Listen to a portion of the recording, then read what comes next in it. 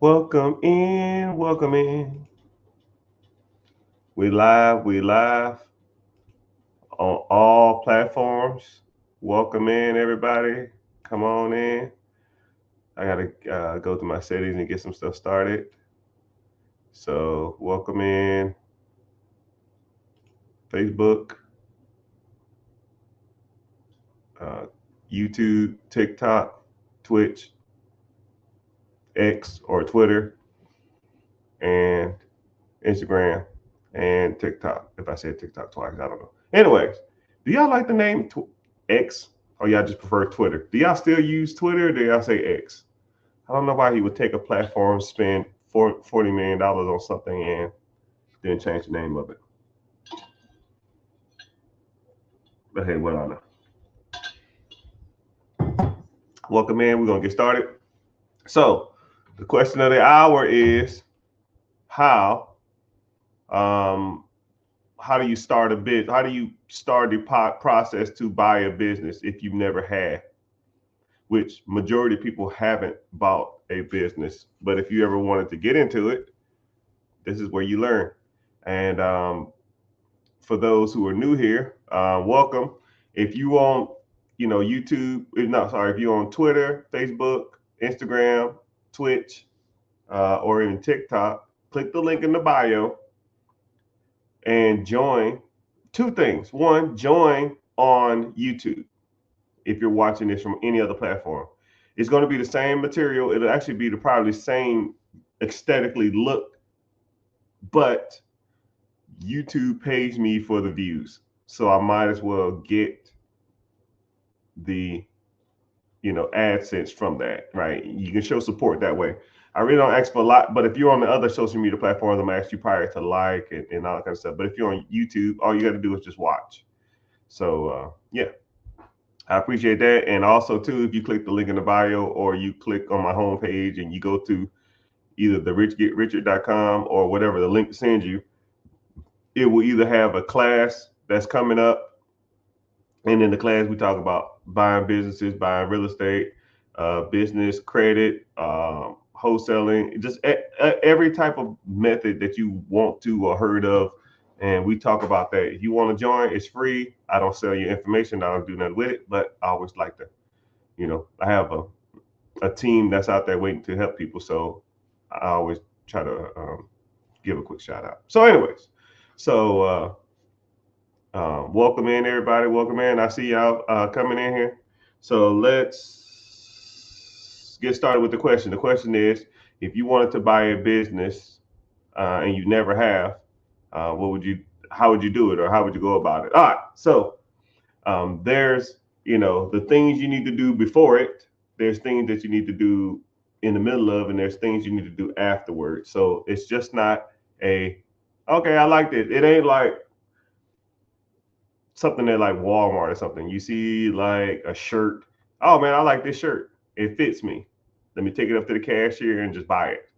You know, it's a little more extensive as buying a home. So whenever you go to buy a home, if you never bought a home, so you go and you say, hey, let me view your house. And then you get a real estate agent. Generally, you'll get a real estate agent, and the real estate agent will show you around a whole bunch of different houses. And you say, oh man, I like this one. And they'll say, oh, okay, you need to get pre-qualified for the house. Typically, you get pre-qualified before you go in there. So you go and then you get pre-qualified. Now you know how much your budget is, how much you can spend. Let's say if you get pre-qualified for 400, they're not going to show you $1 million houses. It's kind of like that. So you get pre-qualified for the house, and then you go out and you go looking for houses, whatever you qualify for. And then once you find one you like, then you put in an offer, and you say, hey, I want to buy this property at, it's 300,000. I want to pay, 295 plus inspection and all kind of crap.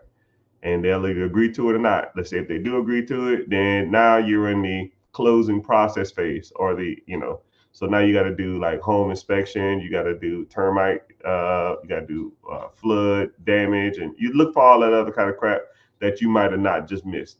And you look to see if the house is sound. And then if everything's good, um, on closing day, you close on the house. The finance company pays for the house, and then now you just move in and you make your monthly payment. Okay, that's the extent of a home.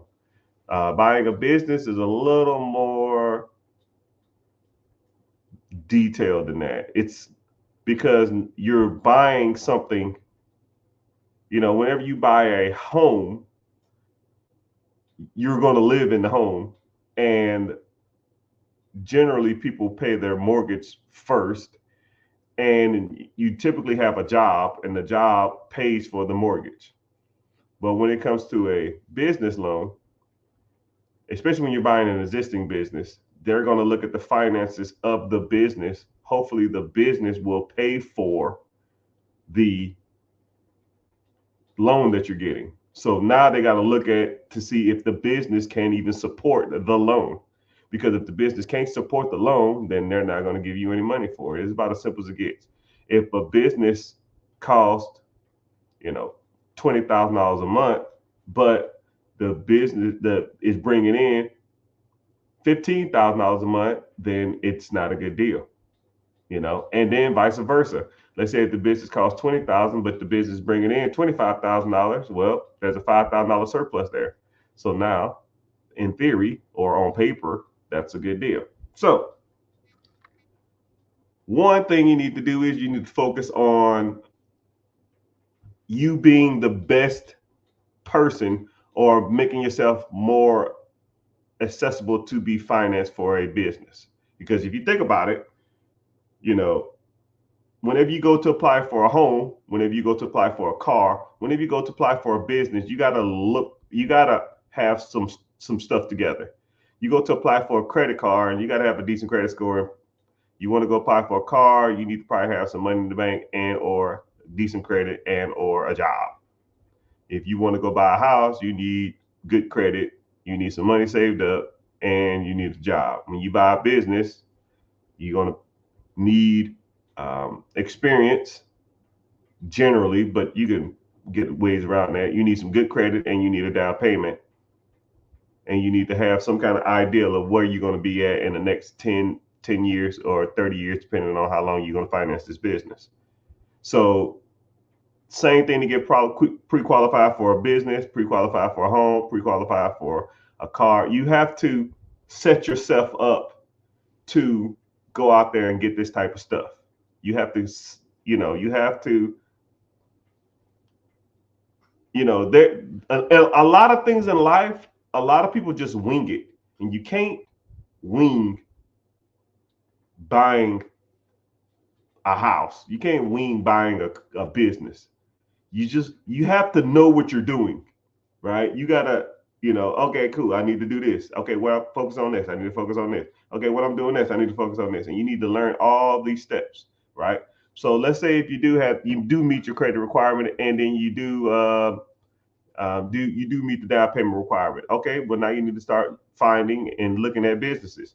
Do they meet the criteria that you're looking for? Do they meet the financial requirements? Do they meet the time requirements? Do they meet um, any conflicting schedules? Because a lot of times people will buy businesses and they think they're buying a business, but they're buying a job. So they'll have like is one person I used to work with, um, and he came across a business for sale, and it had one employee, and the owner was there every day. And then I said, well, you got some options, man. You can either work there, and I think it was bringing in like $150,000 a year to him. You can work there for $150,000, or you can hire somebody else to do that job, and now you'd be making, you probably pay them 50, so now you're down to like 90. Do you want to hire somebody and make 90, or do you want to make the whole 150? He wanted to make the whole 150. And then he said, maybe one day in the future, I'll hire somebody out, but I want to learn everything about this. So whenever I ask somebody else to do it, then I know what's expected of it, which kind of makes sense. So, and I said, okay, cool. I mean, it's your world, man. But those are the type of things that you got to look at. It's just not, you know, Okay, cool. I'm gonna just take over the process, right? You got to see how many hours the existing owner working. Then you also got to do some other due diligence, right? You got to do due diligence on the finances. You got to do due diligence on the employees, the systems, the processes, and really to see if it's gonna make some money. Because if it's not making money, you don't give a shit. You're not buying a system or buying a business that doesn't make money, right? At the at the core of any acquisition of a business, if it doesn't make money, why are we here? You know? And then whenever you do buy that process, are the systems and teams in place for years of longevity and success?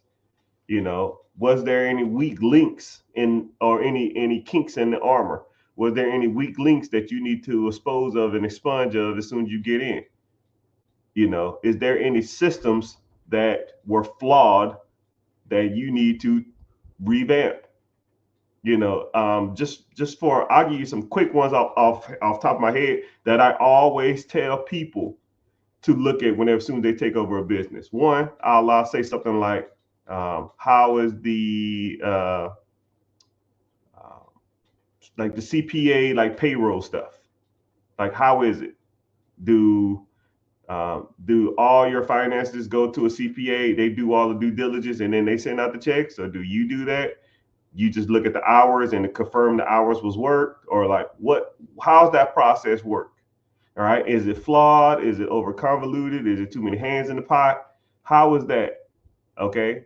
Something else that is how much debt was acquired for the previous owner that was not a business expense, a recognized business expense. There's some terminology for it, but I'm not gonna get into it. But I'll I'll just say it like that. So let's say if the owner had like a vehicle and they was using it as a business expense, but it's their vehicle. But as soon as they leave, I'm not gonna have that expense no more. So now am I gonna have more money coming in or less money coming in? Is that under this year's stuff? Is it current stuff? And you know, and it's just stuff like that. You know, you can think of like high security here. Do we have a lot of break-ins? Is there security system, security feeds, stuff like that? Man, I could probably talk for hours just on stuff you can do after you acquire this. But you know, I'm not gonna sit here and bore you to death. But moral of the story is there's steps that you need to learn prior to buying, while you're in the process of buying, and then after you buy. I mean, I could probably talk for hours on that stuff. I have a community with hours of this stuff on it, and I talk to you weekly basis, and we break down all the type of stuff. If you want to talk about it, just ask the questions if you was in the community. So, um, but yeah, if you want to buy a business, someone said, what's the steps I would do? I will first focus on the learning how to evaluate businesses, because if you don't know what a good business is or a bad business is, all of it's irrelevant. You know, if I meet a client or a client signs up for a coaching program or signs up for a one-on-one or they sign up for a consultation or something like that, before I get started, I'll ask them 10 questions. And I just want to see where their mind is. 10 questions, 10 points apiece, 100 points total. Out of probably not even gonna lie, probably out of the 50 to 100 times I've done it, no one's passed. Nobody. And it'd be simple. It don't be simple questions. It's just you don't know what you don't know about buying a business, right? You have to learn, and I do it like that too, because after the lesson's over or the lecture's over, I'll ask the same questions again at the end, and everybody gets 80, 90, or 100, because it's you like, and while they're answering the question, they're laughing like, "Wow, why did I say that?" And it's not the fact that their answers are right or my answers are right or whatever. It's just a new way of looking at stuff. You know, it's just you don't know what you don't know, right? So okay, cool. So yeah, you need to learn how to start evaluating. You need to learn how to either raise capital or find money, and or you need to work on your personal credit, and then you need to start working on your business structure, right? LLC, EIN. Do you have a proper business? I'll give you a proper business email. Think about it like this: if you was a business, if you had a business for sale, okay, if you had a business for sale and you email me from uh, Bruce55hotlips@gmail, no one's gonna take you serious, man. Nobody's gonna take you serious. But if your name was Bruce at um, LL, I don't know, Mad Hatters Logistics Group.com, people will take you, people gonna take it a little more serious. Or info at something. It's just stuff like that. You're shooting yourself in the foot before you even walk in the door. Before you realize you don't know how to evaluate deals, before you realize that you don't even know what to ask these people, before you realize that, man, this is probably a little harder than I want it to be. And what's bad part about it is a lot of people like me, I have to almost, I'm not gonna say beg, I have to, as soon as I start engaging with people, I have to say stuff like, hey, how you doing, sir? My name is XYZ. I'm from XYZ. I'm serious about buying this business or buying this piece of property. Could you please get back with me at your earliest convenience at this number or this email? I have to say stuff like I'm a serious buyer because there's a lot of tire kickers. And when I started, like, you can tell just levels of professionalism. And when you talk to people, you can tell, right? I'll even give you some more stuff. Like, just for example, you reach out to people on Facebook Marketplace sometimes, you don't even get no replies. What makes you different than me? Is this available? What do you think? Hey, how you doing, sir? My name is Mr. Richard. I am in the market for this particular item. I see you have it available. When's a good time for us to talk about this particular item? You see what I'm saying? It's not. It's just a level that you have to learn how to do. You have to be a little more professional, and a lot of people just don't know, right? And that's just conveying a message to a person. That ain't nothing about business structure. That's nothing about down payment. That's nothing about financing. That's nothing about SBA. That's nothing about nothing. That's just getting information from the owner about a business. They're not going to take you serious if you don't know what you're talking about. I promise you, because they start throwing around some jargon and you're just like, man, I don't know what the heck you're talking about. They're going to be like, yo, you wasting my time. All right. So, but I appreciate the question. So that kind of got me in the talking mood. I always like to answer a question and kind of get some things going, get some things talking. All right. So let's go. Anybody, and somebody else said, how many pages do you have? Most social medias, I have one. I will not DM you and say something about cryptocurrency. I will not DM. This is my disclaimer. I will not DM you and say I have a new amazing product. And even if you try to sign up for the free webinar, if you come or you don't come, I won't even message you afterwards, saying something like, "Hey, are you still interested?" No, I'm not that type. Right? I don't sell your information. I don't need to. I don't care about that. You want to come through? Come through. If not, when you leave, it is over. But yeah, I won't DM you or send you any information about that type of stuff. So that's not my style. But I appreciate you asking that question. That's a good question.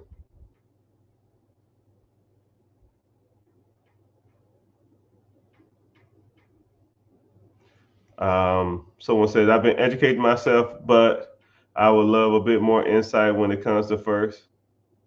Yeah, yeah.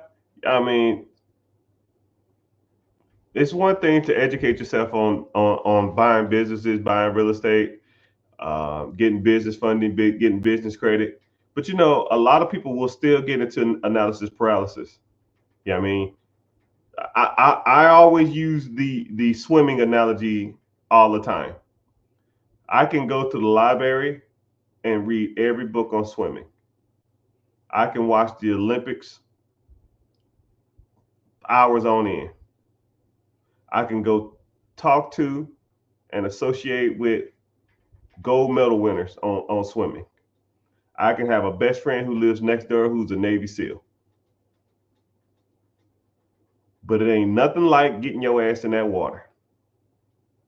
You got to get in the water to truly learn how to swim. And that's what a lot of people don't do.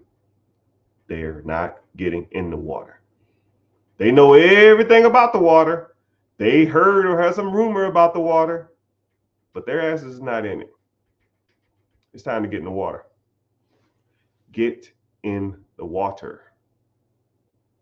Get in the water. Credit repair steps. Okay, cool. Good question. So with me, credit repair steps is pretty easy. I don't do like some of these other people that do a lot of this other stuff. It's pretty straightforward. What you do is you decide to get into the program. What I will do is I will send you a text or an email saying exactly what I need from you. The standard stuff, name, address, last four of your social, and whatever else, whatever other information. And I need a credit monitoring service because that's how we check to see if your credit is legit. So we're not going to go to your Credit Karma. We're not going to go to your Experian app and that kind of stuff like that. You just go to a credit monitoring service and it does pretty much everything there. So once we have that, then we get the disputing, right? It's 35 days per dispute, and we focus on 6 disputes. I figure if you can't get it in 6 disputes after going to 6 different people, because there's some things on people's credit that I don't care how good of a expert you are, you're not getting it off. And there's some things that are just itching to come off because of the certain laws and the consumer laws and that type of stuff, and the FTC and that type of shit. But you have to kind of know what you're looking for whenever you're doing that type of stuff. So one thing about me and my team is we do it all for you. You sign up and then you just sit back and wait until it starts hopping up. And as long as you're not contributing to the downfall of your credit, then you generally should see some progress, right? Just us correcting all the misspellings of your name can increase your credit score. I had one guy, I did his name correction, and it was 78 points. His name was misspelled, I want to say 19 times on his credit.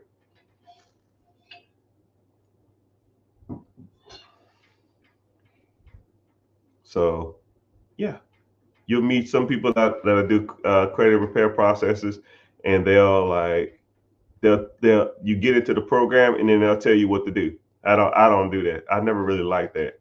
Why would I pay somebody to teach me how to do something why would I pay somebody to teach me something when the person that can just do it for you, So yeah, that's pretty much how the steps work. It's pretty self-explanatory. If I had to start to scratch all over with the 700 credit score, what would I do first? 3? If I had to start from scratch and I had a 700 credit score, I would business structure, raise capital from the banks, bird dog, wholesale, free cycle. I'm not even making this up. I'm not even joking, and I'm not even kidding, and I'm not just saying this for clicks, and I'm not just saying this shit just to make you please you and to sound cool. If I bird dog wholesale Triple threat house purchasing. I have a 700 credit score. If I have a strong credit profile, though, strong credit profile, business structure, raise capital, I would have an existing business. And I'm no crap. I have nothing, right? Let's say I need about $2,000, $2,000, no job, a 700 credit score. I would have $100,000 in probably 3 months, easily. 100 grand, 3 months, I'll be a millionaire in a year. No joke. I'm not joking. I'm not just saying shit just to get clicks and likes. I don't care about that. Wholesale, bird dog. Triple buy.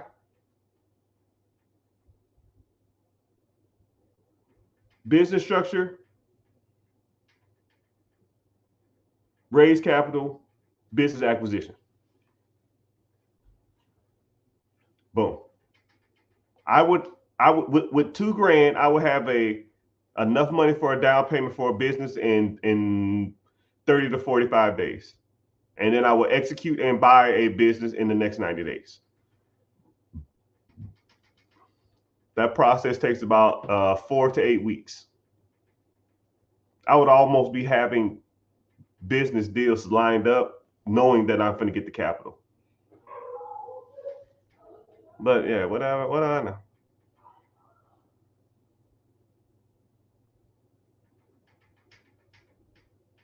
But what's happening? What's happening?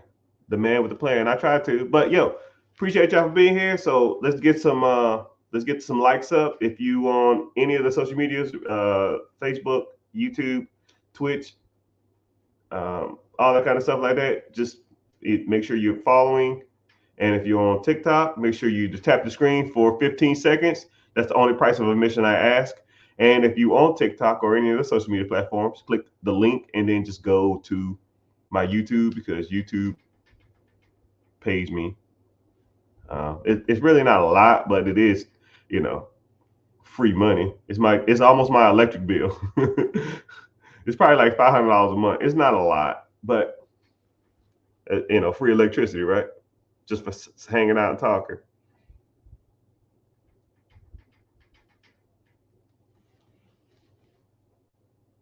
My window and solar cleaning business is not doing hot right now. I'm 24, a 700 credit score. I've never taken a loan. What I would do is, thank you for being here. What I would do is I would look into growth in that industry, and or either raise your prices too. I don't know if you're not doing good because your profit margins aren't high. I don't know if you're not doing good because you don't have enough employees. I don't know if you're not doing good because you don't have enough leads. I mean, if you have a decent amount of leads in theory equal conversions. So it's like if I have a grocery store, I won't say a grocery store. Let's say if I had a pizza parlor. I won't say a pizza parlor. I'll say, try to think of something where people can go in there and just look. Let's say if I owned a Best Buy, and my Best Buy store had 10 people an hour come through, right? The odds of someone buying something is probably like a 1%, a 10% conversion rate. So 10 people come in an hour, one person is going to buy something. Okay. Now let's say if I have the same Best Buy, but instead of 10 people come in every hour, I got 10,000 people coming in there every hour. Well, at a 10% conversion rate, that means you have 1,000 people buying something, right? Would you rather have 10,000 people coming in and buying 10,000 and selling to 1,000 people, or would you rather have 10 people when you sell to one person, right? It's just numbers. You need more people to come to your service. You might need to start running ads or looking at existing businesses that are doing similar numbers and kind of going from there.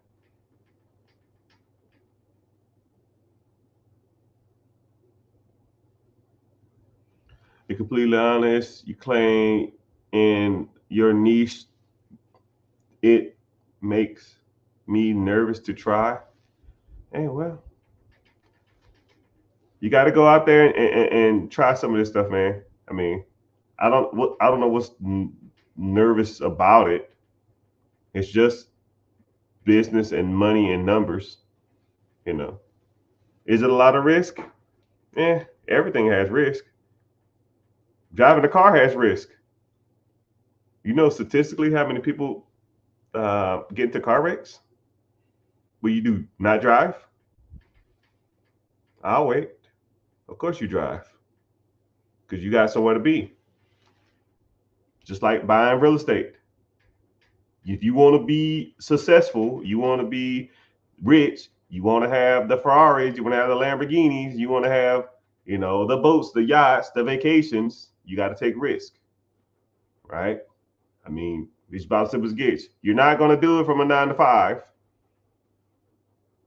You know, the statistics on that, not a lot of people who work a 9 to 5 are wealthy. It's just not happening unless you got a high dollar skill. You got a high dollar skill, you bringing in $300,000 a year? Probably not. Average person in America makes $54,000 a year. You might can do it if you maximize your 401k and dump $1,000 to $2,000 a month into a ETF or something. But yeah, what at 55, 60? And then you shit 65. You don't want the money now, though. You gotta get some of that short-term money coming in, sir.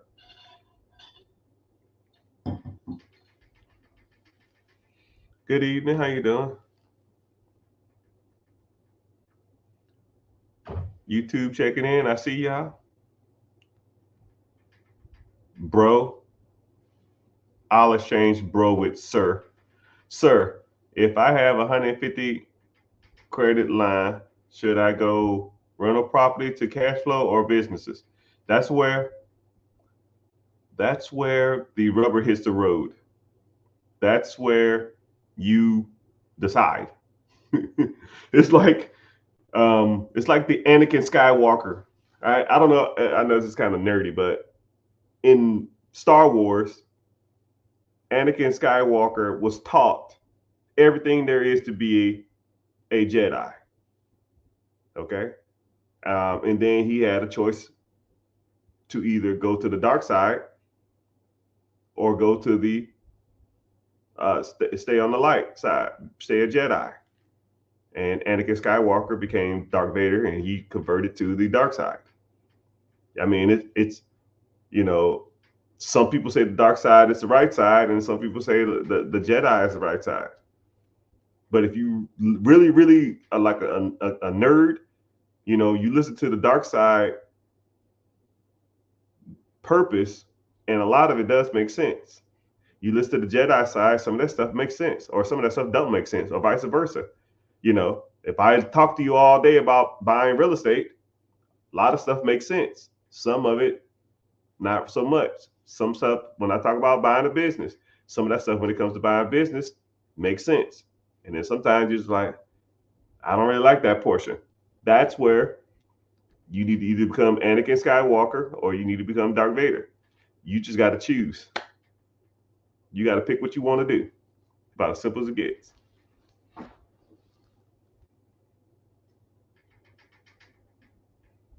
But what's the best business? What is the best starting business to buy? It's, when people ask that question, I'll always answer it like this. What is the best race? No. I won't even say the best race to date. Who makes the best food? Is it Hispanics, tacos, burritos?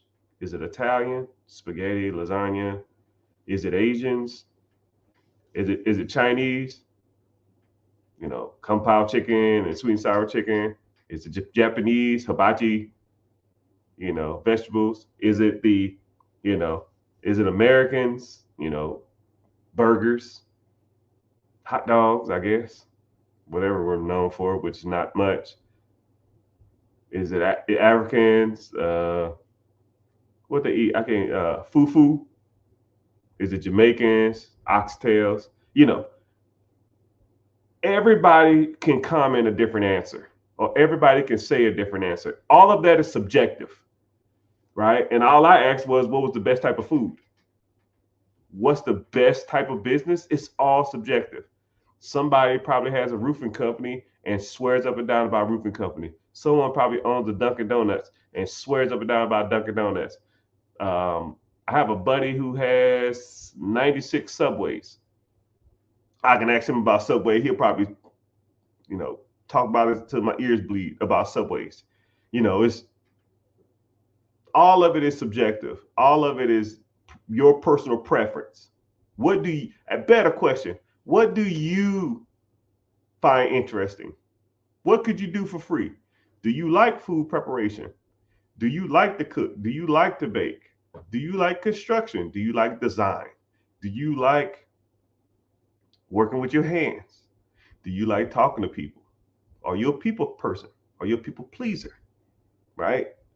You got to ask yourself those questions before you can't ask somebody opinion on what you find interesting. It's just about as simple as it gets.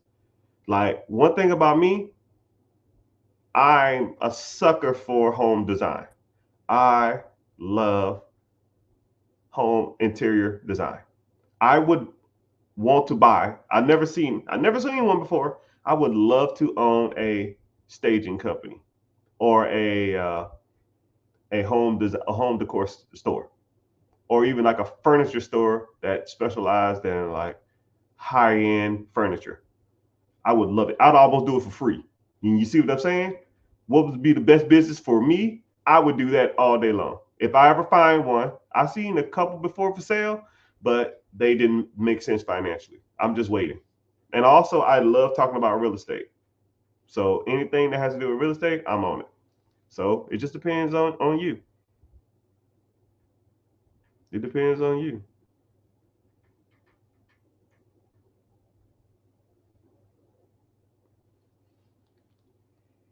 Should I set an LLC up and credit accounts prior to searching? You should be doing everything at the same time, everything all at once. You know, it's almost like you should be. Some people they can focus on one task at a time. I like to try to knock out as much stuff as possible. You should already be having a LLC, S corp, C corp, or a sole proprietorship, depending on what kind of business structure you want. You should always be working on your structure for those businesses while also learning how to evaluate businesses. Because one thing about evaluating businesses, if you don't know what a good business is, you don't know what to look for. That's like asking a person who's 30 years old who's never eaten a meal in their life, and you're asking them to pick out a restaurant. I don't know. What's a good restaurant? I don't eat out. I don't know. Why are you asking me? Okay, cool. Let's start trying some places. Here's Japanese. Here's hibachi. Here, which same thing. Here's McDonald's. Here's Burger King. Here's Taco Bell. Here's Panera Bread. Here's Bucky's. Or here's TGI Friday. Oh, okay, cool. I didn't like that. That gave me heartburn. Okay, so now we're kind of okay. We're done with the Bucky's. We're not eating at gas stations no more because you don't like that. It gave you heartburn, right? All right. So what about these restaurants? All right. You like this? Okay. Well, I like the environment at these places. Cool. Let's start going to these type of places. It's you have to almost learn them processes and learn those systems before you start getting into that stuff. And then once you kind of got an ideal of what a good business is, just like real estate, you know, a lot of people buy real estate wrong because they don't know what they're doing. A lot of people look at properties wrong. I know a lot of people, whenever they say, I'll ask them, are you interested in buying real estate? Or they say, yeah, I'm interested in buying real estate. And I get the same thing every time. I've been looking in my area, but there's nothing to buy. There's nothing good to buy.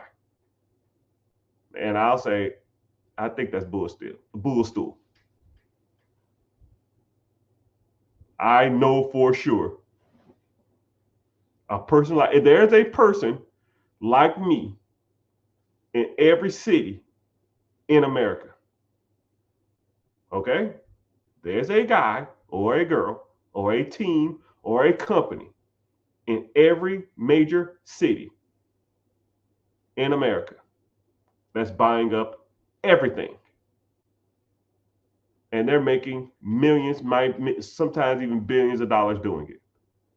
And you telling me you can't do it? What's the difference between them and you?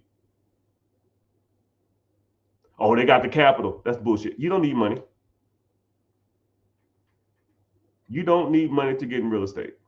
You just got to know what you're doing. You know? And a lot of people don't. So you have to learn. That's why I'm here. I try to teach you. When are my classes held? They're held so I got a free class. That's every Wednesday. The link in the bio.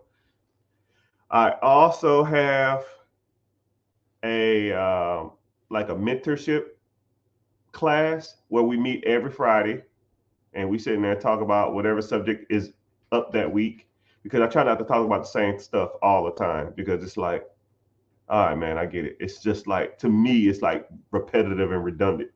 And it's more to money than just buying stuff that makes money. Management of stuff, evaluating, building credit profile, building business structure, LLC, EINs, S Corp, C Corps, Dun and Bradstreet, if you want to go down that road, net 30s, trade lines, net 60s, net 90s. I can rant for hours, right? I can get on real estate and talk about 15 different ways to buy real estate. I could probably sit here for 8 hours and bore you to death if you want it, and talk about 15 different ways you can buy real estate. I'll give you 5 ways you can buy real estate off the top of my head with no money, because you don't need it. You just need to know how to do it and not be scared to do it. Know how, execution. That's it. But if you want to click the free class, link in the bio, it should be Wednesday of next week. It'll be next week. If I had all my ducks in a row, how do you walk in the lender or private lender funds? How do you walk in the lenders funding? The lenders, private lenders fund? I don't know what you're saying, but I guess what you're saying is, how do you raise capital? Okay. Since I own a capital company, we raise capital for a lot of people. We're on target to have raised $2 million this year for people in their businesses and or either expansion of their business or buy a business. $2 million is, not a lot of money to people, but $2 million is $2 million, right? So what I would do is, you would come to me and you would say, hey, my credit is good. Okay, cool. We'll look at your credit, your business profile, and your credit profile and your credit score and your FICO score and that type of stuff like that. Let's say if it meets that, boom. All right. So now you need to have a business structure, right? LLC, which is one of the easiest ways to get it. Just say you get an LLC EIN, right? And then you need to focus on the attachments or the things to make you look like an official business. And I'll just say one off the top of my head. Let's say a business email. Okay. Let's say if you have a business email, because when you go to apply for funding, if you go to apply for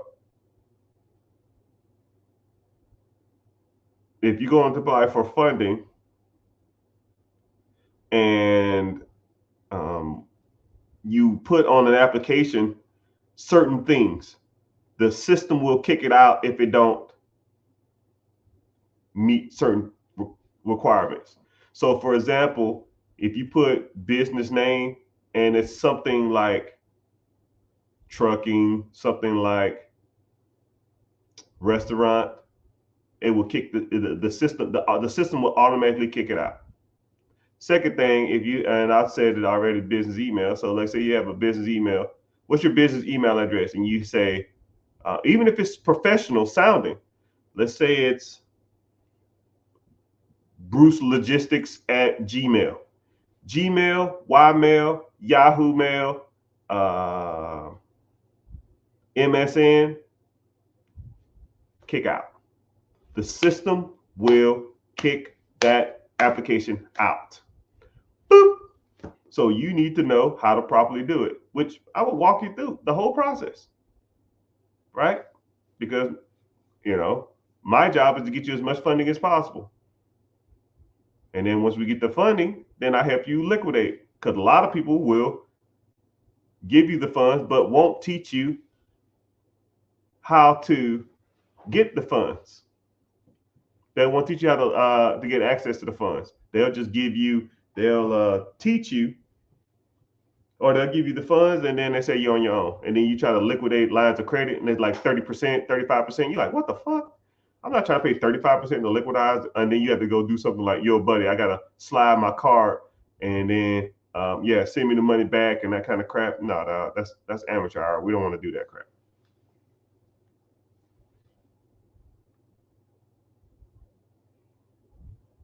How many accounts you got, fam? I already said it, but I'll say it again. There are a lot of people out here using my name and likeness. If you get an email or a text from anybody saying they're me, more likely there's a high percent chance that it's not. Right? I'm not gonna just randomly DM you. Right? But now if you DM me and ask me a question, I'll reply back. Just go to the follower account and see a bigger account. But if it's not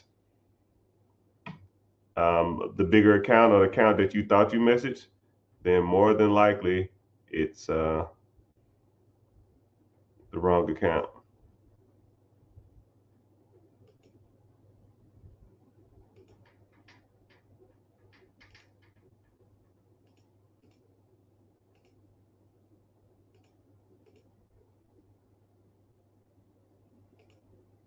Don't ask me, $1 million, baby. Don't ask me. Give me a sec, peoples. Grant Cardone ain't got ish on this guy. Yeah. I hate bragging, but I think I'll blow Grant out the water. But I just need to sit down with him. I want to debate all the guys. Your guru, your guys, your financial guys that talk about this money thing. Okay, cool. Put me in the room with them. I'll even make it a subjective, like everybody in there get to cast a vote. And whoever wins will walk out of there with, I don't know, 50K. Any of them. I'll take them all on. There's only like 2 people that I probably would be not necessarily afraid of, but I don't even think none of them. I think 99% of everybody out there is trash. And I would debate and sit and have a good a live debate. Yeah, they don't want this. They don't want none of this. All your gurus are kind of trash. Guy hooked me on the H. Somebody else said the same thing. I get like multiple feeds. Someone says HML. Someone got me hooked on HML. What the hell is HML? Am I tripping? I don't even know what that means. Is it like a joke or something? Someone look that up for me, please. I don't even know what HML.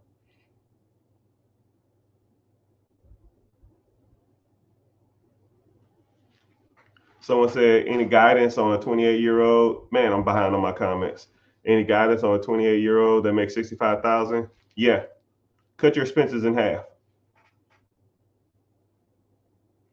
and invest the rest. And don't tell me you can't be done, because I was 28 years old when I started my financial journey. And I told you to cut your expenses in half. I cut mine to a quarter. So I know it can be done. Well, Mr. Richard, that's bullshit. I don't want to hear it. A quarter. I was making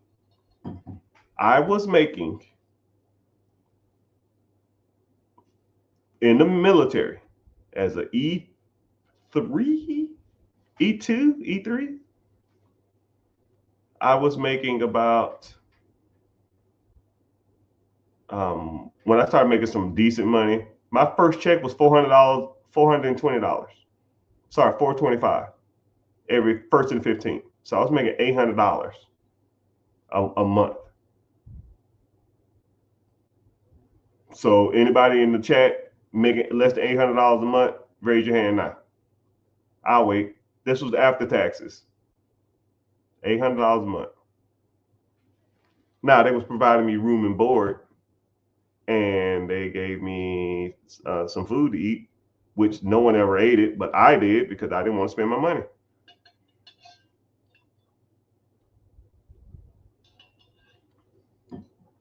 But after I moved out of the dormitory, they gave me they increased my check.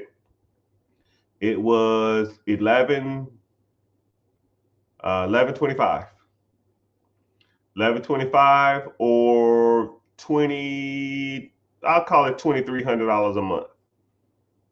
$2,300 a month is close to about $27,000 a year. And I was living off about $7 to $8 grand a year. No eating out, no Netflix, no cable, no entertainment, no vacations. I mean, some people say they want it.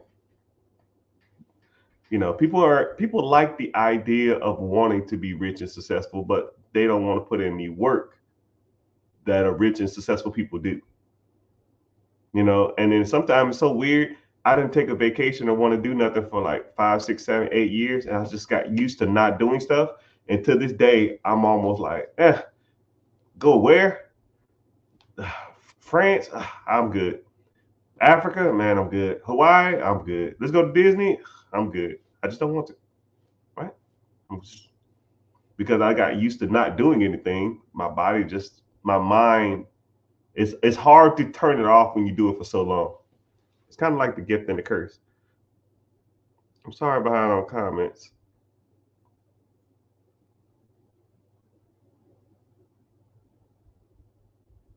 I am behind on comments. So let's go.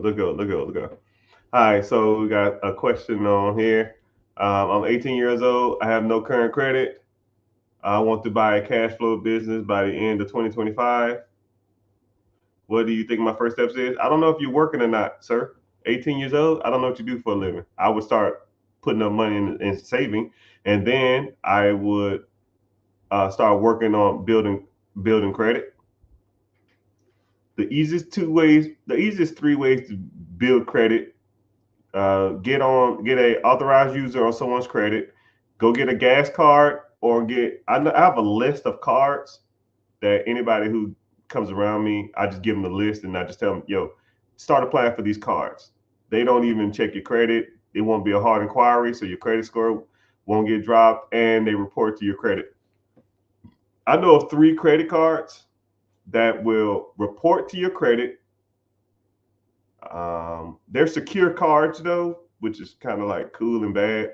They're secure cards. You put down, secure cards mean you have to put money down. An unsecured card means you don't have to put money down.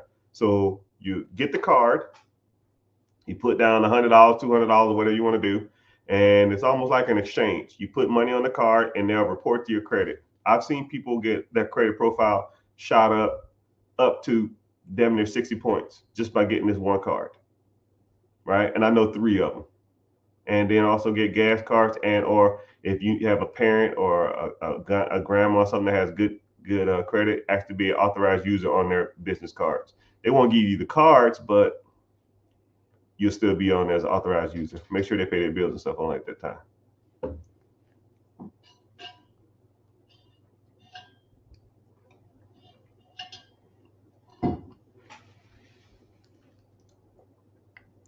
Shout out.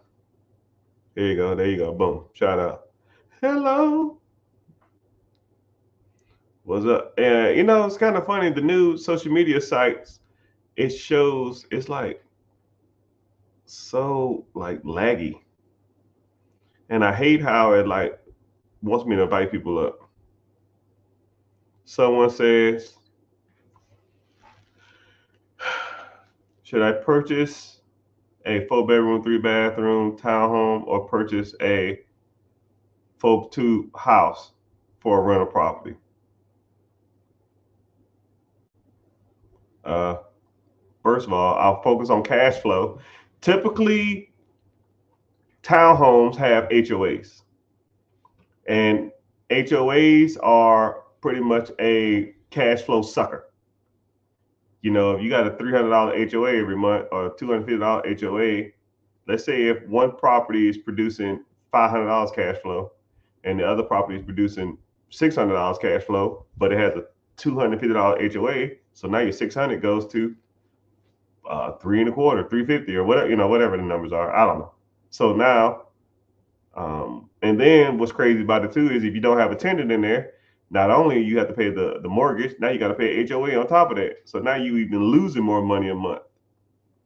But townhomes can be a little cheaper to get into, and 3-bedroom, 3 baths, a 4-3 can command more rent than a 4-2 in theory, right? I would look at the rent rates on both those properties. I would look at the HOA, and I would look at potential cash flow on both of them to make an educated guess.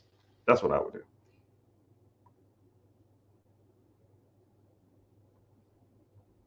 Let me see.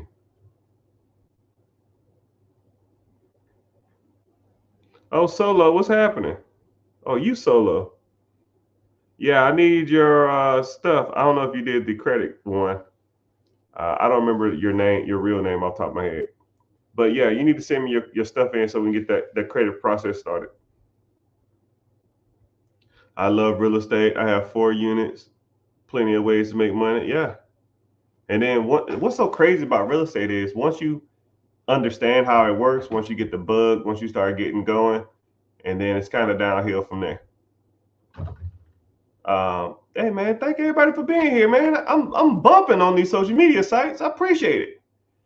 Damn, Twitter in the house, Facebook in the house, YouTube in the house, Twitch in the house. Dang. I appreciate y'all for being here, man. Thank y'all. Y'all can comment whatever questions you have. I mean, just throw it out there because social media tells me I got to be live. I'm gonna try to go live every day for a couple hours, and you know they get mad at me when I don't. They send me naughty letters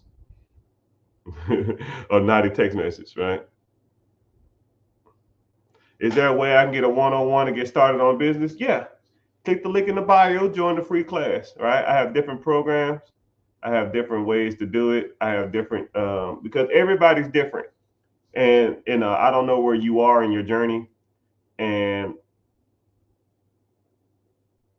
I have to kind of, guide you in the right direction because some people need more guidance than others.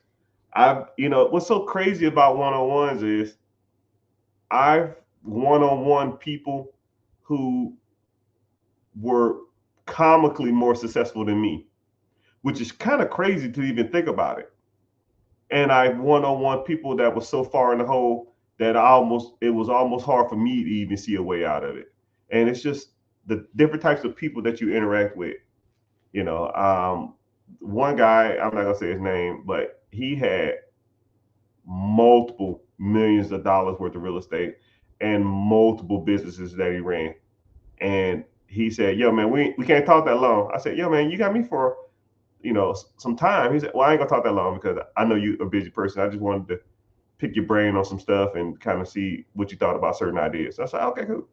And he kind of talked, and then I kind of gave my opinion on it. He was like, all right, we good. And then I gave him like 2 things, action things that he need to do. And then he texted me maybe a week after and was like, man, I didn't even know this was even possible. You're like revolutionizing the way I'm going to do business. And I was like, wow, thanks. I mean, it's just, sometimes you just want to bounce ideas off somebody who's like-minded. Some people don't have that type of person. And if I can be that for a person, then I appreciate it. I came over here from TikTok. Appreciate it. But yeah, just click the link in the bio, join the free class. But thank you for being here. Can you explain hard money lenders?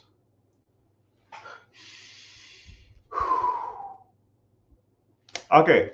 Hard money lenders is when you look at to buy a piece of property and the hard money lender will loan you money on the asset. They will give you the money for the purchase price.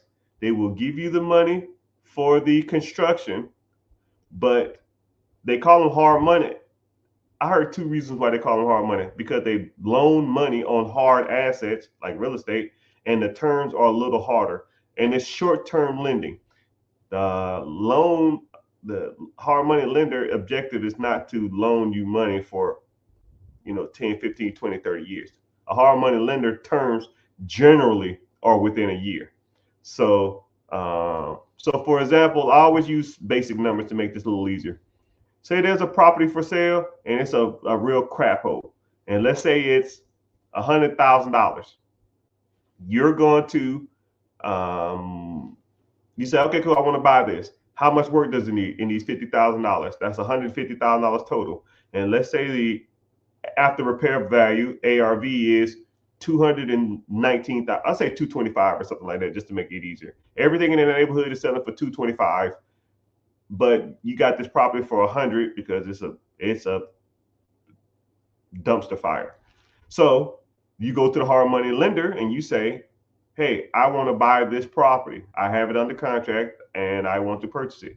Well, how much it costs? It costs $100,000. How much work does it need? It needs $50,000. Okay, this is what we're going to do. You need to put some money down. I need 10% of the purchase price. So 10% of the purchase price is 100,000. That's 10,000. Wow.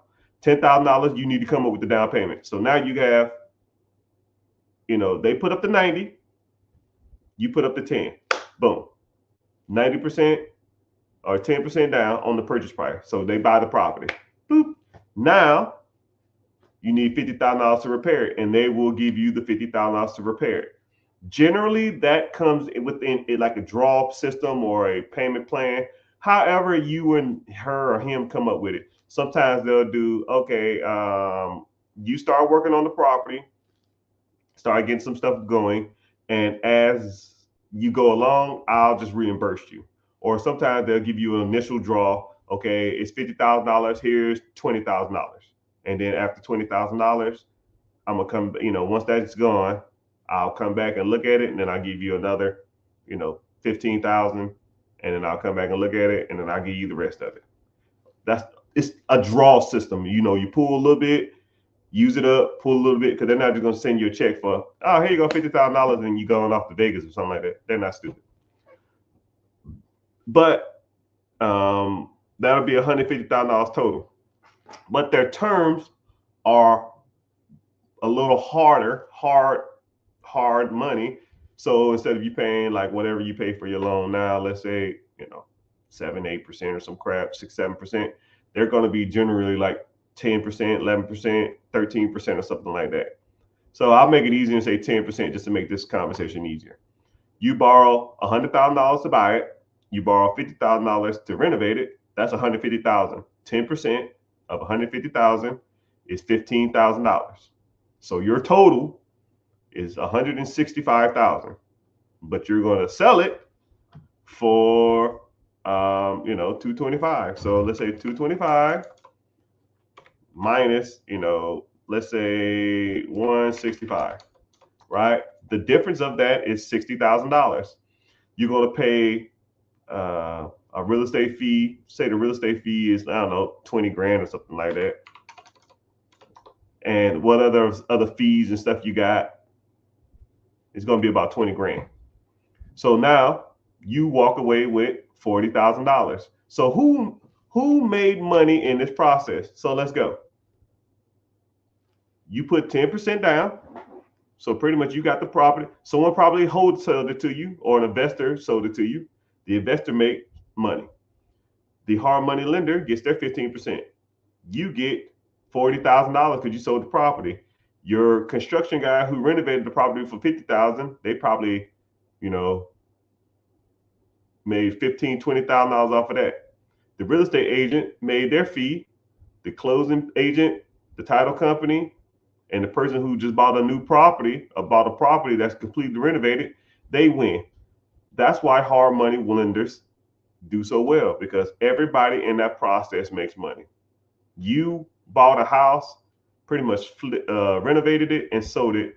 You created damn near 8 jobs, and you fed a lot of people. Once you start doing that and getting your name out there and just start doing stuff like that, you will make so many friends and you'll make so much money, because now they're like, you need another property?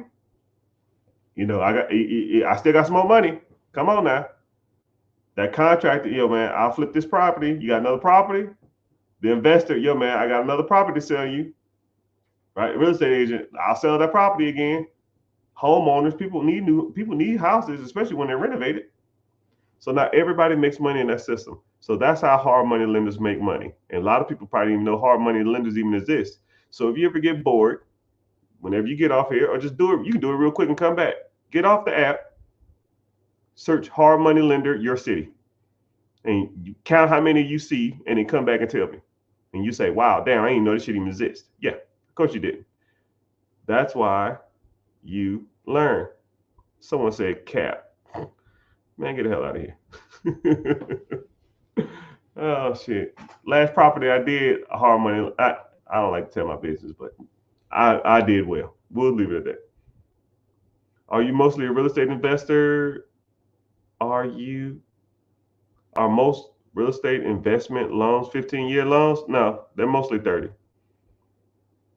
What about that old man in Florida? I don't know what that means. I'm so behind on the comments, I apologize.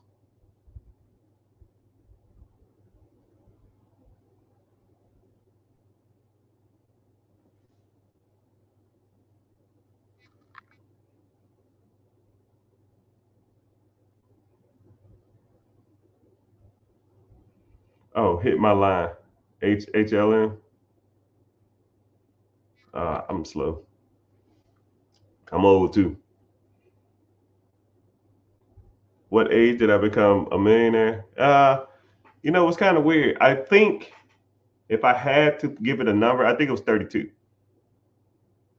If I had to give it a number, I think it was 32.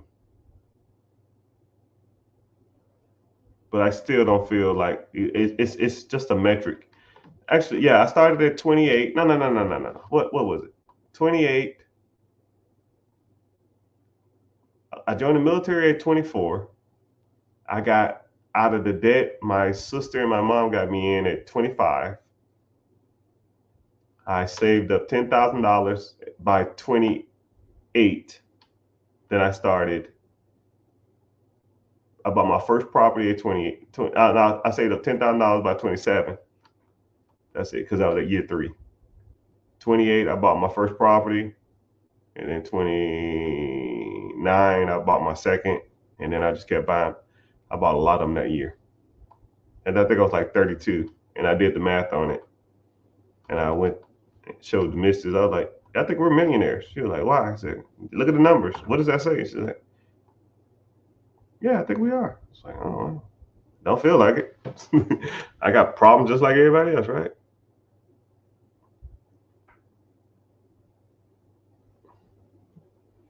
Someone said I'm 28 years old with over $100,000. Brother, you rich and don't even know it. You can almost ETF $100,000. Wait till you're 65 years old and you'll be sitting on a gold mine. You know what? I'll do the math on that. 28 years old. 28 years old. I'll even do it realistically. 100,000 wow. ETF 38, 48, 38, 48, 58. 58.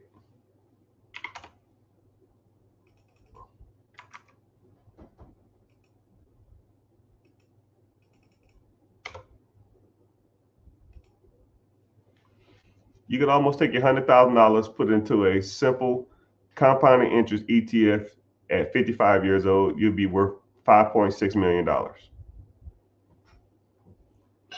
You can just work the rest of your life doing whatever you want while that $100,000 make you super rich.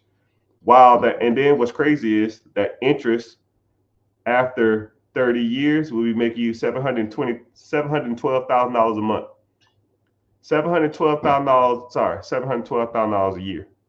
So at the age of 55, you will be making $715,000 a year, which breaks down to about $65,000 a month. At 65 years old, you can almost buy, live, do whatever you want. And then what you should do is set up a trust and then put the $5.6 million into the trust, and then let the trust roll over to all your family members, your direct heirs, and they'll be making $720,000 a year for the rest of their lives. So you'll set up your family. You got $100,000. You can set up your family lineage for the next 10 generations if you did it right. And then I'll put a clause in there, say something like, you got to get a college education, you can't do drugs, you can't be addicted to some kind of alcohol, and you can't go to jail. You can't be, you can't be overweight or something like that. And then they'll do that whatever you say, because they want that $720,000 every month or every year. But hey, what do I know? And then you can continue. You ain't got to worry about going out here and hustling and working and doing those other kind of crap. You can just sit back and relax. 34 years old, is it too late? Hell no, it's never too late.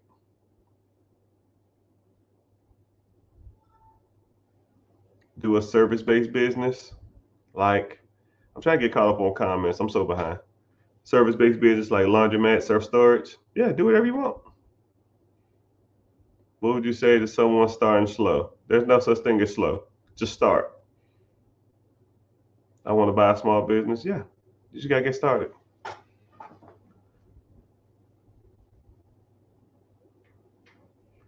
How would an individual pull out profitable interest of a stock without affecting the principal interest? I don't know if that's a serious question, but whenever you invest into a compounding interest account, the asset takes the interest and reinvests it into the principal. So, for example, you have $100,000 in a stock or a compounding interest account. The compound interest, let's say that year it made 15%, right? 15% of $100,000 is going to be 15,000. So you can either take the draw, take the 15,000, or you can reinvest it to the principal. So now you have 115,000. And now let's say that next year it does 16%. 16% of 115 is, I don't know, 17,500 or something. I don't know. Now $17,000 can be distributed back to you, or it can be reinvested. So now instead of 116, now you have 132. Now 15% the next year, and it just keeps on accumulating, right? And then one day you have $5 million or something like that, and then you say, hey, you're still paying interest, right? Yeah. Okay. Instead of putting that interest into the principal, I want to take a interest check, or I want to receive payment from the interest. And they'll say, okay. So the principal won't grow, but you'll get a check. And it's really dependent upon the year's return. So what's crazy is a lot of people don't understand that either. So the stock market fluctuates. It goes up and down. Some years, man, and you have to pretty much explain to people or break this down to people. Some years, the stock market does 39%, 40%. And then some years it loses 10%. But on average, it does 10.1%. He said, great answer. What do you mean? All my answers are great. So you have to average it out. Let's say you have an account with $1 million in it. 1 year it'll do, and you just want to receive an interest check every year for the rest of your life. You got $1 million in there. 1 year it'll do like 39%, and you'll get a check at 39% of $1 million is 337,000, which is way more than the average stock market of 10, 12, 14, whatever hell index fund or mutual fund or national stock tracker. You look at SP 500. And then the next year it'll do negative 10%. So you're like, well, damn, okay, I'm not gonna get no money this year. But you got 3.5 times that the first year. So you have to like be rational with your money. You have to understand that you was only supposed to get $100,000 year one, right? But you got $300,000 year one. So that $300,000 is going to pretty much have to last you whatever the average of your cycle is. If the average cycle is doing 10% a year, you got 30% the first year, you might need to hold on to this money, ration it out for the next 3 years until you start getting more money. But if you know what you're doing, it's pretty much not a hard concept to figure out. If that makes sense, kind of. You're talking about good answer. That's a good question, sir. I appreciate that. Someone said they just signed up. I appreciate you. See you there. I appreciate it. Michael, what's happening? I see you. CMC, my brother from another Chuck E. Cheese mother. What type of trust? That's subjective. You have revocable trust and living you have revocable trust and living revocable trust. You know what? I'm not getting into trust. I don't want to talk about that. It's certain trust you can set up. If you want to set that stuff up when you have $5 million in an account, get with a lawyer. It's like trying to explain to you a plan that's not wanting you to be effective for the next 30 years. I get it, but you know.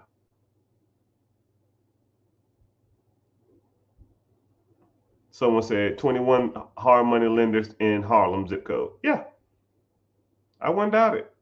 I like people to go. I like people to go and look up, you know, and fact check what I'm saying. Because once you fact check and you say, wow, this guy, there are places around here. And then this is what I want you to do. Search hard money lenders in your city, find the closest one to you. And every time you drive by that place, because you're living by it, you'll see it almost weekly or every other day or something. I want you to look at the environment, look at the building, right? Does it look like somebody in there's helping somebody get by funding millions of dollars worth of real estate to help people buy stuff like that? It's just like a regular little office building. It's probably just some little bitty old shack, some little old building, and they in there doing millions of dollars worth of work. You know what I mean?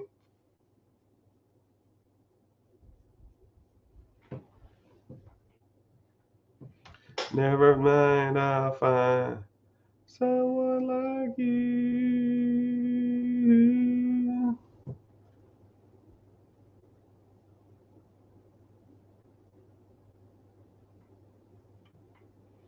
To don't forget me.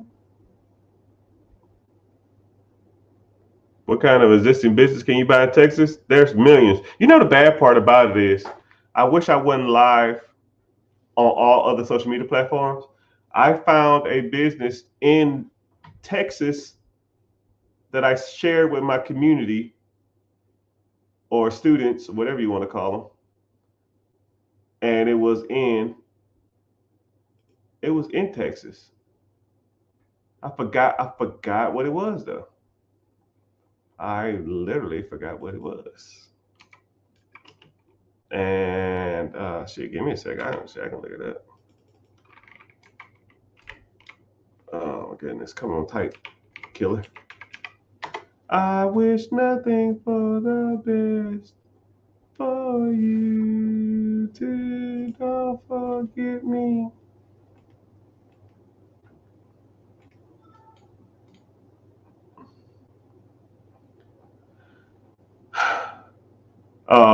No, this was in California. Okay, yeah, here we go. It was a fast food restaurant in Dallas. The asking price was $130,000.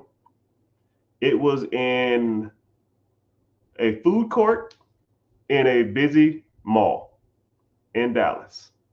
They wanted $130,000 for it. The owner profited $110,000 last year. You buy it for $130,000, it profits $110,000 in Dallas. I mean, some stuff you can't beat, man. I buy something for 100 and I get all my money out in a year. Can't beat it.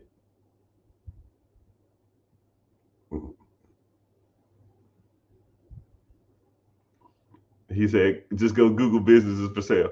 You know, it's always people that would ask me how to properly what to find businesses. Dude, you find business anywhere. That's like asking somebody what website do you go to find cars? What website you go to find houses? I can name 100 websites off the top of my head where to find houses. I can name 100 websites to go buy cars, right? Better question, are you qualified to buy a car? Are you qualified to buy a house? Are you qualified to buy a business? Because if you're not qualified, why you want to know where cars and businesses and houses are? Because you're just looking. It's irrelevant. Now you're gonna ask, well, what is qualification? Okay, and then I'll walk you through that, and you say, okay, I'm qualified then, or I'm not qualified. I'll work on that. And then I say, okay, cool. Here you go. Here's the business right here. Is this a good business? I don't know. Okay, now I got to teach you that too. You see what I'm saying? It's like a rabbit hole of things that you need to do. And a lot of people don't see it as that. They just say, oh man, let me go in here and type and message all these people and ask about a business.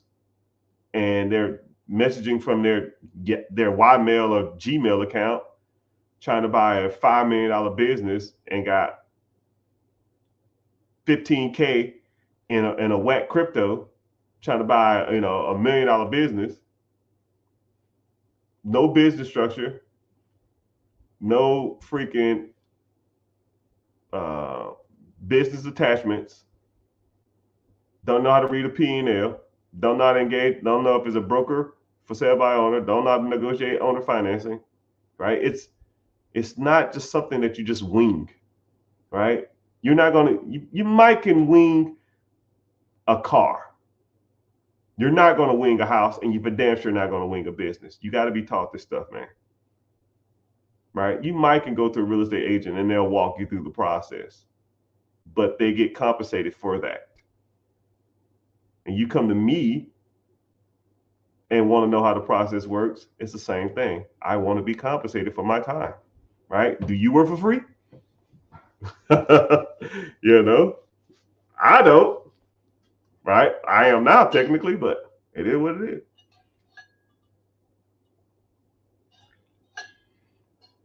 is.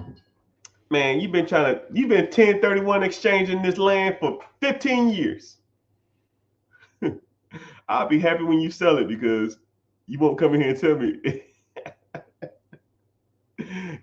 I'll be happy to sell it. Oh, you offer owner financing?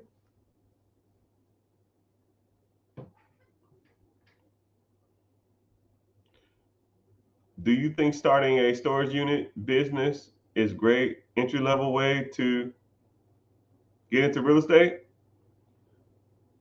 The best way to get in real estate, to me personally, is your first primary home. You're going to put the person more likely will walk you through the process.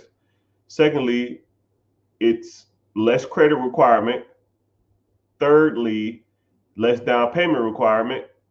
And fourthly, you're going to need a place to live. So more than likely, you can afford it if you get financed approved for it. So it's like, and a lot of people always want to run before they crawl. Hey man, I'm trying to buy an apartment complex before I have a primary house. I'm like, well, why? Because I'll just stay in one of the units. It's like, well, why? Why would you buy a 20-unit apartment complex to save $1,000? So let's say if every unit on a 20-unit apartment complex rents for $1,000, okay? That's $20,000 a month. So instead of you making $20,000, you make $19,000 to save $1,000. You're bringing in $20,000 a year. You're trying to stay in a one-bedroom apartment with all your tenants. Come on, dog. Come on. Rent out the other unit, make enough $1,000, go get your own freaking house. Your house payment is gonna be what, $2,000? Hell, 1,000 of it can go from the money you just made from the rent of the unit that you just moved out of.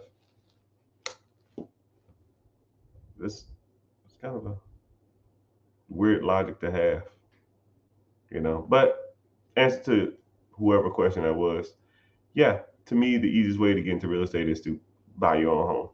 You build up equity fast. You know, this is what's crazy too. It's always going to be a reason why you shouldn't do something. There's always. But the people who make money in this game are the people that do shit. It's about simple as it gets, right? If you was waiting, like, why didn't you buy a house in 2022? Oh man, it was COVID. Why didn't you buy a house in 2023? Oh man, it was a housing. It was too hard to find properties. Why didn't you buy a house in 2023? Oh man, the interest rates are high. Why didn't you buy a house in 2024? Oh man, it's election year. Why didn't you buy a house in 2019? Oh man, you know, it's like it's always something, always. But if you'd have bought a house in 2019, 2020, 21, or 22, you have damn near double of equity in your property right now. So all that shit you was talking about, man, you know, interest and buying frenzy and let's say if you bought a house that was $300,000 and you paid $50,000 over what it was worth. 2021, you bought a $300,000 house, but the house was for sale for $250,000. 2022, 2021, that house now is worth almost probably $500,000 to $600,000. Now, who's the dummy? The person who paid $50,000 more for the house that you didn't want to pay $50,000 more, or the person that has $300,000 worth of equity on a home they overpaid for $50,000? I'll wait. I don't need to wait. I know the answer. The answer is the person with all that freaking equity in their property. So now they can go get a HELOC, home equity line of credit. They can do a refinance. Well, they do a HELOC, 90% LTV, meaning that they can cash out $200,000, $215,000, $230,000 in their property. Now, what could you do with $230,000, Mr. or Mrs.? I can invest anything. I can take all this money. Just give me the money. I'll figure it out. There's $230,000 because you bought a property that was overpriced 4 years ago. Make that work. Now let's same thing with a refinance. It's worth $600,000. You refinance for $550,000. Your mortgage payment goes up, but now you cashed out $300,000. Wow. Now what you gonna do with the $300,000? Wow, and it's tax free because you don't pay capital gains tax on debt.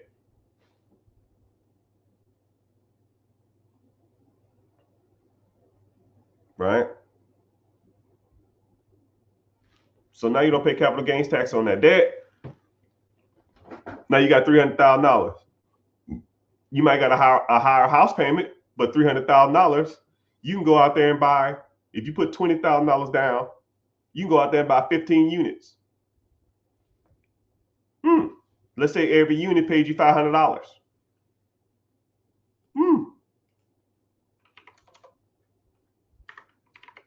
That's $7,500 a month, or 90 grand a year. You took money out of your home. That was your primary. You went out and bought more property, and now that property cash flows 90 grand a year.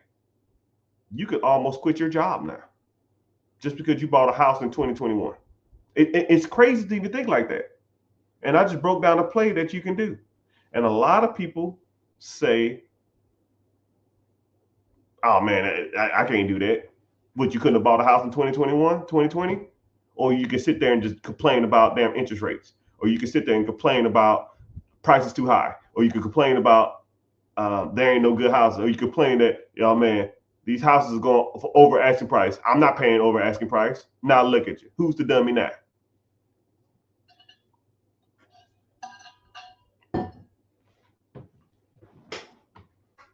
Numbers lie. Well, people lie, but numbers don't.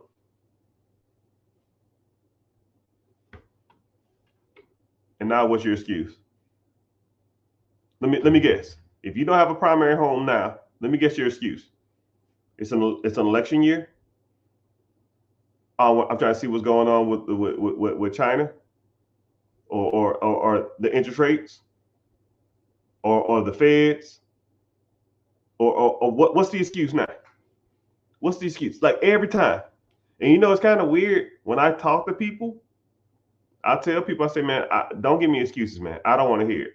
I do not. Like, it makes me so upset to hear people bitch about unforeseen circumstances or complain about stuff they cannot control. I can't control the election. I can't control the interest rates. I can't control the housing market. I can't control none of that. All I know is what's going on right now at this moment. Do what's best for you right now. Right now. Right now. If you can afford a house with these interest rates, buy a freaking house. If you can't afford a house, you need to start making more money. Or you need to go get a down payment. Work some more money and then cut the fat, get you into a primary house. Because real estate ain't going nowhere. It's not going anywhere. A good analogy I like to use is I have a family member who has a home, and they had a home since 2012. And they said, yo, man, I'm thinking about buying a second home. I said, to rent it out? I said, yeah. I said, well, what you waiting on? Oh, man, I'm kind of nervous about it. And I said, do this. Go onto your phone, find I don't remember what it was. Find a home that you're interested in, just like it. Find like 3 or 4 properties that you're interested in. And anybody can do this too. Find 3 or 4 properties that if you had a limited amount of money, you would more than likely 99% chance buy. Just like it, right? Go to your notes on your phone, put in the address, the date, today's date, and how much that house is for sale for. Set a reminder in your phone for 4 years from now or 5 years from now. You'll get a random text and say, check your notes or put on your calendar 5 years from now or something. And check that same property. I told him to do that. 2017 came up, whatever year it was. I think it was 2018 or 2019. I forgot what it was. He said, yo, man, I remember this property was for sale. I was going to buy it for like 180. This shit's almost $300,000 now. I said, yeah, it's time. He said, yeah, I'm going to do it. I'm going to just do it. They was making a decent amount of money, and he just did it. He bought it in 2018, 19. I don't remember the year, man. It was a while back. So he got the property, and maybe, I don't know, maybe it's about 6 months to a year ago. He said, yo, man, that property I bought is damn near doubled in value. I need to buy another one. I said, shit, you should have bought 3 of them at the time I told you to. But, you know, you can't. Some people, you just can't tell them what to do, man. Some people, you present them information and they don't listen, you know. But moral of the story is, people, if you want to get into real estate, your first house needs to be the house you live in. And then everything else will you kind of learn the process. You learn how the system works. You learn how it goes. Then you can start getting into some rental properties, right? I don't recommend people buying real estate without even owning the primary home, unless you're damn. Only person that talks like that is ass clowns like Grant Cardone and stuff like that. He don't know what the hell he's talking about. I sold my primary residence to buy. But shut your ass up. That shit's dumb as hell. The majority of Americans ain't gonna do that. You sound like a clown. But hey, what do I know?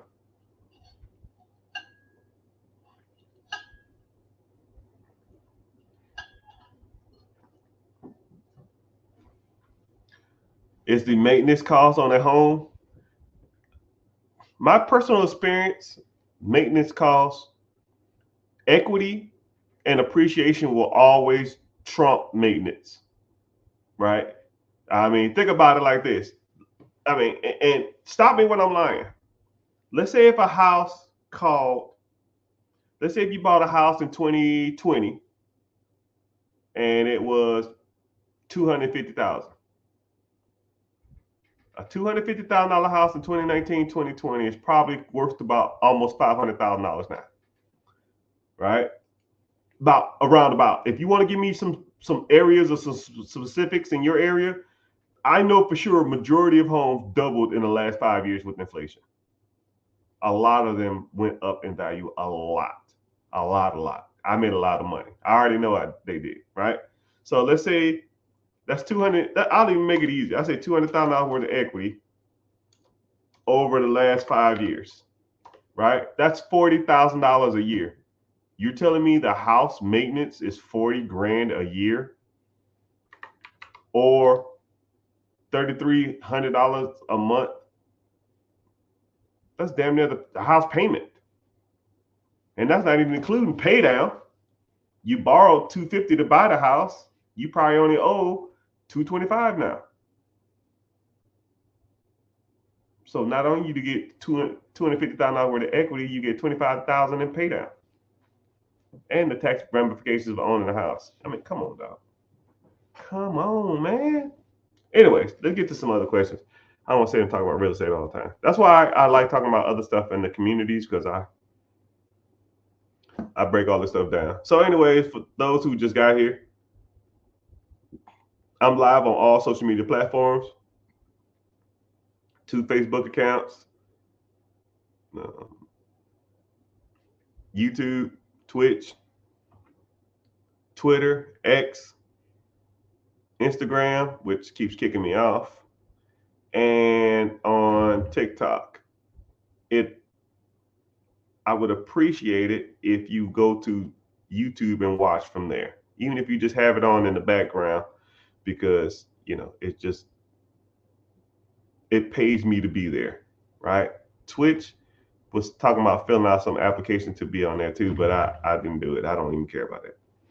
So, but I know YouTube, sends me a little bit of money. If you find any value in this, that's fine. I appreciate it. You can go to YouTube and watch from there. I'm about to get off in a little bit though, but you can at least go there and at least see the profile.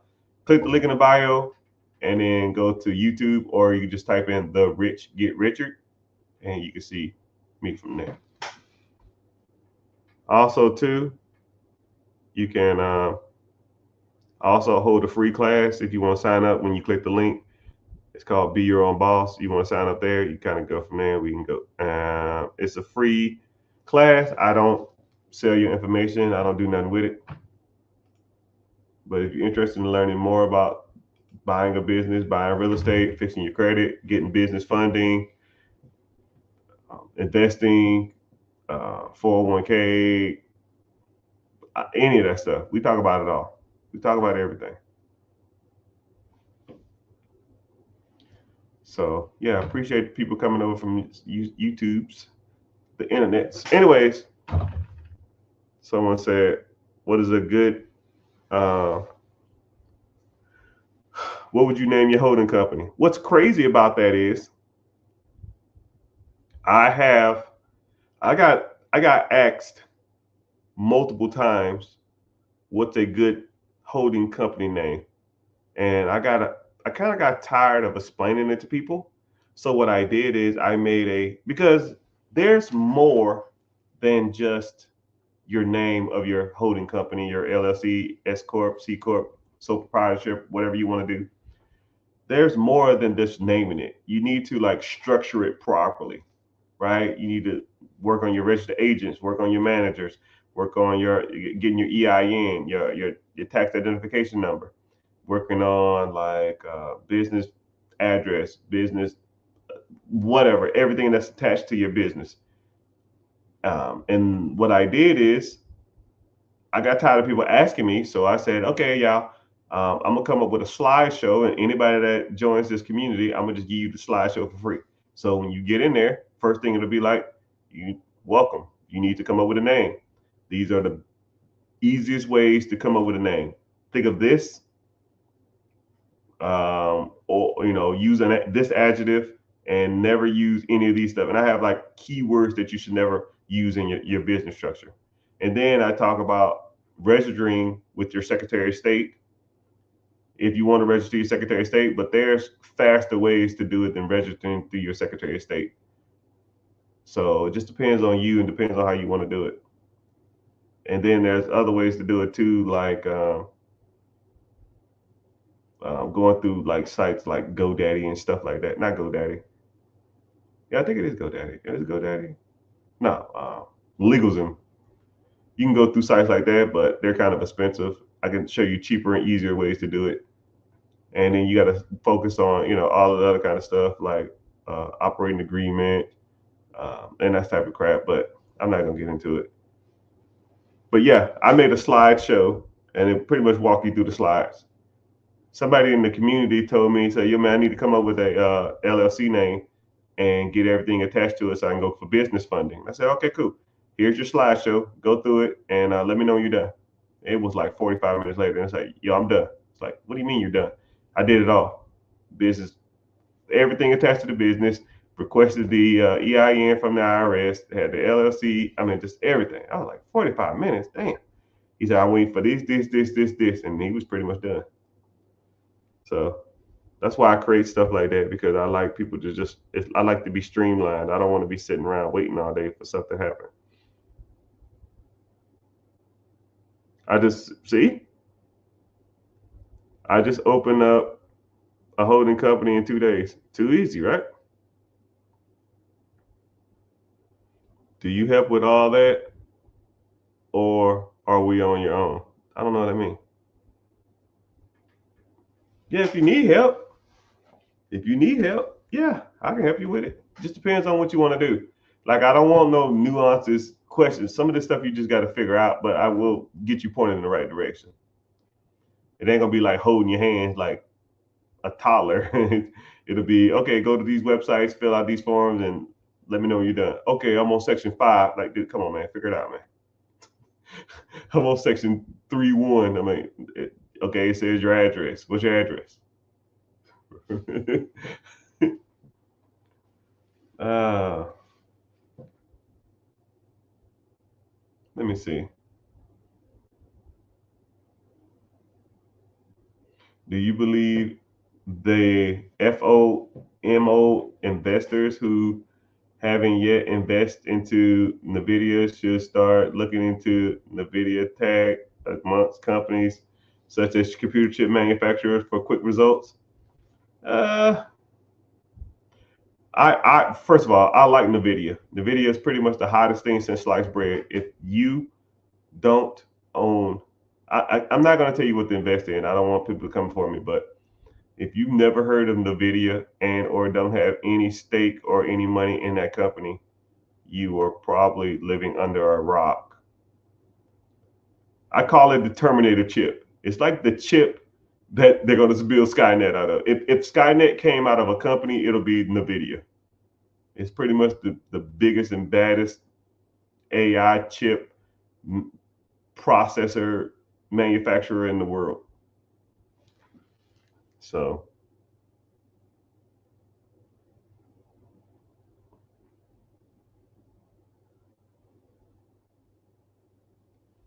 so what do you think about my $17 million 1031 exchange? I don't, I don't know what that means. You want me to buy it? I don't know. I don't know what you're asking me. I mean, yeah, sell it and then exchange your profit. I don't know what that means. Well, you either gonna have to pay. You sold the property for 17 million. Okay, I don't know the details of the deal, what you're saying, but I'll just say it like this: you have a $17 million property. You're trying to sell it, I think, and you're gonna have to pay capital gains tax on that when you sell it, or unless you do a 1031 exchange and roll over the profits to something else, or you can just refinance or take a HELOC. You won't take a HELOC on that. You just refinance the property at 75% LTV, which 17 million, you probably get, I don't know, 12 and a half maybe. And then you take the 12 and a half and you can build on it, or you can just buy something else that make money, but you'll have a $12 million payment on it. You probably just want to get out of it. So either you can sell it, but you know, one thing about land is not super desirable. It's nothing sexy about it. You buy it and it sits. Nobody's really making money off land unless you're a developer or you're going to subdivide it. You know, you ever been driving through the country and you see a sign that says land for sale and it be there for 10 years? That's why. It's just not it's a slow burn. You can make a lot of money whenever you do sell it. It just takes a long time to get your money. And that's if someone's willing to even pay what you want for it or what you think it's worth, right? You break it down over the acreages, and then you break it down over what's selling in the area or what's sold in the area. And then people are going to come in there and they're going to try to lowball land deals anyways. So, yeah, it is what it is. It is what it is. I'm using 3.5 as a down payment. Looking for $15 million using, yeah, I guess. That ain't. So you have 3.5. Oh, okay. So you have 3.8 that you want a 1031 exchange, so you don't have to pay capital gains tax on the 3.8. So now you're trying to roll over $3.8 million into a deal that's 20% down, which would be 15 million. Okay. Let me do the math on that. 3.8 times 20%. So come on, computer. Come on, World Wide Web. 3.8 times 5. Yeah, 19 million. 15 to 17 would kind of do it too. You can put by 25%. So 3.8 times 4, 15.2. Yeah, you can do 25% down. Okay, I see what you're trying to do. Yeah, are you trying to, yeah, buy an apartment complex? What do you mean? I don't know what you want to do, Lewis. There's $15 million apartment complexes out there. Somebody will give you a loan. If you need me to do it or help you find somebody, yeah. But I ain't cheap and I ain't free. Just letting you know.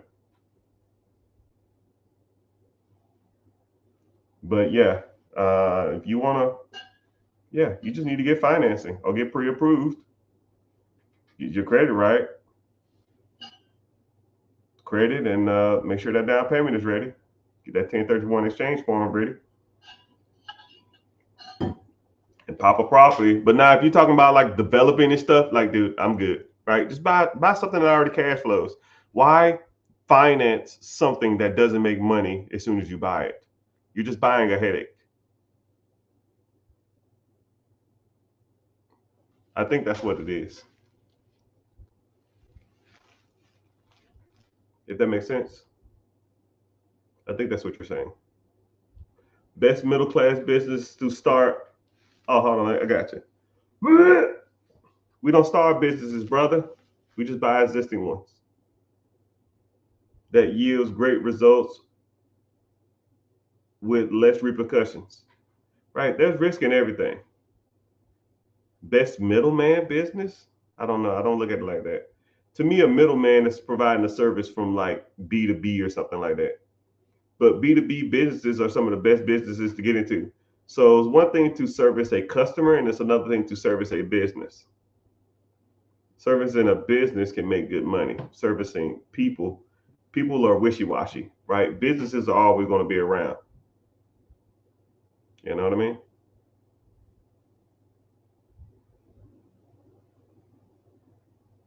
Let me see. If we get 16 million, I refi in 12 months at 18.75. Yeah, you could.